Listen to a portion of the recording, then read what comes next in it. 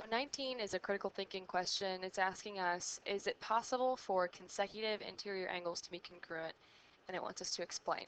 So I'm going to go ahead and draw a little diagram just to kind of get into my head. What are consecutive interior angles? What do they look like? Well, I can draw a diagram to kind of explain that. Let's do, let's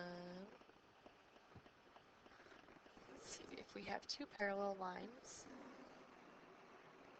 Those are pretty parallel. And then we have a transversal that cuts through them. And then we also have arrows, because these are lines. So if we have something like this, oops, forgot one.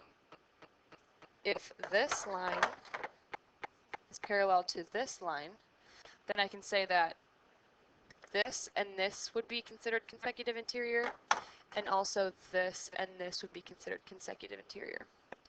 But I know that consecutive interior angles are supplementary. They're not congruent.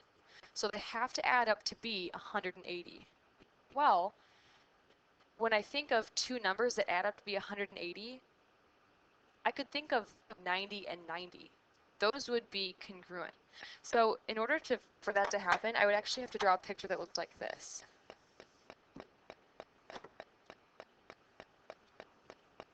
If I drew a new line, if my transversal cut right through them and actually formed 90-degree angles here, I would consider those all perpendicular lines, perpendicular angles.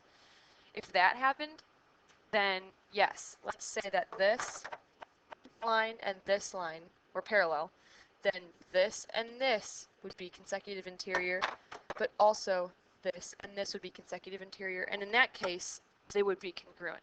So it is possible for consecutive interior angles to be congruent, but it would only happen if the transversal cut right through those two parallel lines and formed 90-degree angles. So if the transversal is perpendicular to both those lines, then that's when it would be true. That's when it would be possible.